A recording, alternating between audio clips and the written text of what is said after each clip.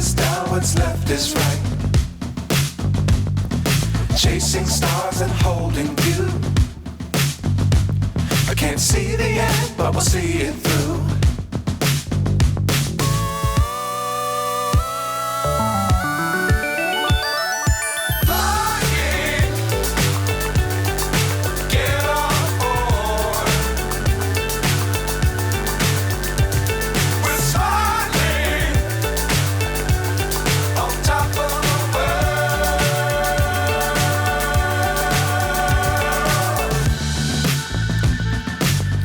Times don't fly too high.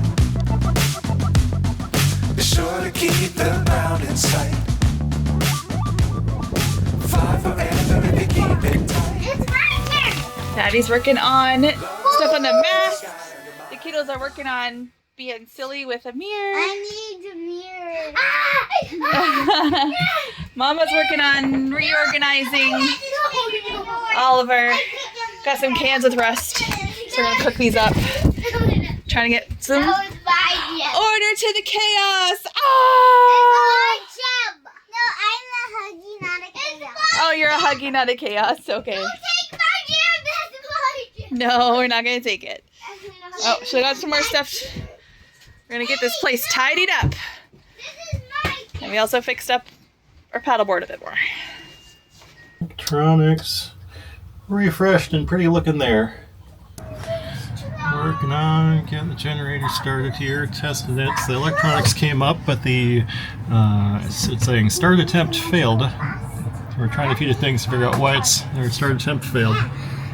Working on a few things to figure out why it's failing to start. Unfortunately, that's as far as we got with our generator.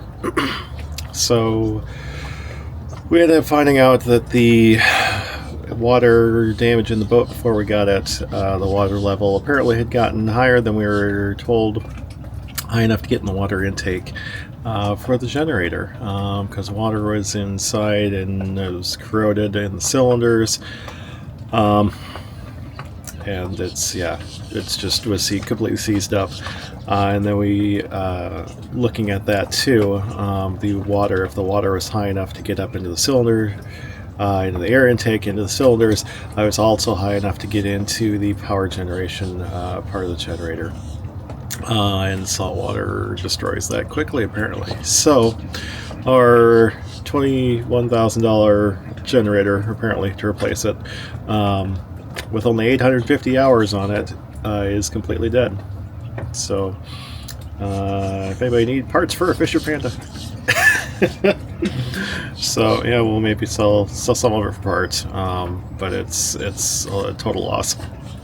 So trying to figure out plans going forward, with generators being so expensive for a proper marine generator that circulates the ocean water and cools with that, and runs diesel off of our diesel tanks.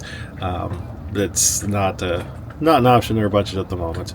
And so we have our gas generator. It's been running on the back of the boat. Our plan is to upgrade that generator. So we're going to go from a 3,500 watt to a 6,800 watt generator that's also capable of 240. Though the adapter, I was thinking your other shore power adapter was a 4-prong, and it is not. So we're getting an adapter that'll go from this 4-prong to it's an L14 to our SS250 shore power cable, and we'll be able to switch back and forth between 240 and 120, and that means we will be able to have hot water with our electric water heater. That'll be nice. Because now we're hanging out in a place we like Wrightsville Beach, where we're at. We've been here for almost a couple weeks, and if we don't run the main engines, then we don't have, or we don't run the engines enough, I guess. You have to run it for a few hours or so to heat up water. We don't run it long enough to heat up water, then we don't have hot water and don't have hot showers.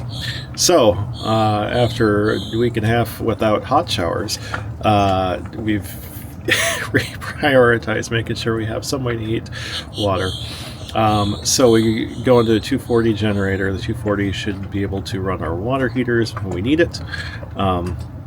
So we get hot water. Once we heat up the water stays hot for 2-3 days or so. So it works all right. But just the heat up at the first place is what we need to get to. Also, our two multipluses are functioning now. We got it programmed together. Ended up breaking down and buying the expensive Victron cable, USB cable, to be able to connect the things, and it was a pretty quick process once we connected it. We use the VE Bus Quick Configure app. You go to set up VE Bus System, click on Next, set up two multis in parallel.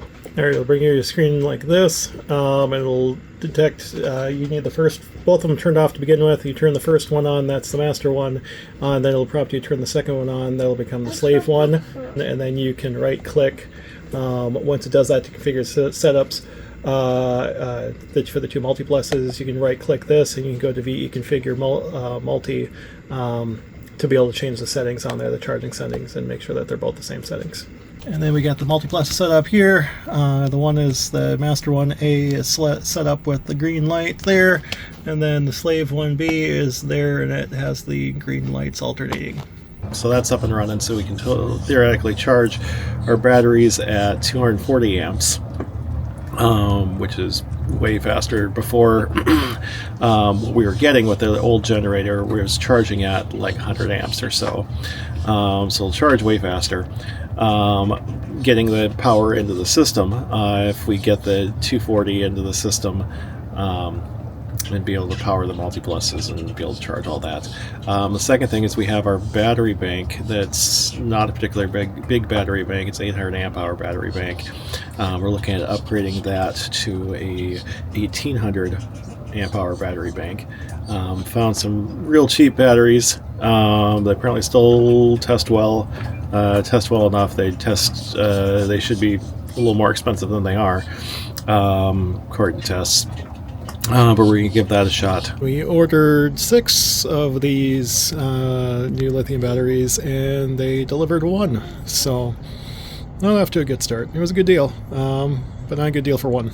So we'll see. We got the Amazon contacted, and we'll see what we can come up with. And that should let us have our charge last a lot longer, and with the new generator be able to charge faster, and so hopefully we can charge every few days or so rather than every day or multiple times a day. So because our 800 amp hours isn't doing it. At some point here it would be nice to add some more solar, because we have, with the bigger battery bank, the solar, the 1600 watts or so of solar we have isn't going to be enough to charge that even with a handful of sunny days in a row. We'll still kind of stair step down as the time goes on, so we'll still have to use the generator. At some point, if we had more solar, we could potentially get by even longer on just the battery charge and solar, and without having to use the generator as much. And with the generator that we're using on the back, it's a gasoline generator, and our main engines use diesel. And so we don't have big gasoline tanks. We're using 5-gallon jerry cans, which is not the most convenient, and it's something that I don't want to store them below deck for fumes or anything. So we got them kind of stored out on the deck. We just have 2 for the moment. We may end up with more, but if we're traveling off to remote places, we don't have our big 200-gallon diesel tanks to store fuel in. We'll have to store it in smaller tanks. So it'll be a little more hassle trying to manage gasoline and diesel on the boat. But yeah, it gives us more options and gives us a way to generate power if we have to, and generate hot water if we want to. So upward and onward. Repurposed our beach toys for the park. Woo, what's in your tree potion? Everything that is in the forest. Everything that's in the forest, and this pretty tree with squirrels and running up and down. Yeah. Nice and peaceful. Yeah. We had a little break in the shade and had snacks. Anna's lounging over there. We're kind of in between the lunch crowd and the after school crowd, but we're heading home soon. Hello. Hello. What do you? Anna, Yes. Anna, do you want to make my tree potion? She's making tree potion. She wants more snacks. Potion? It's over here. We got a long walk back to the dinghy dock, so Taxi ride? we might end up walking. We'll see.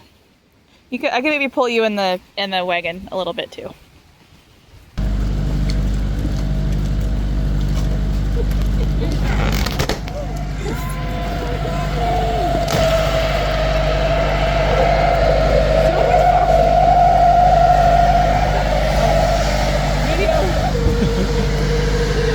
That's like a bouncy castle.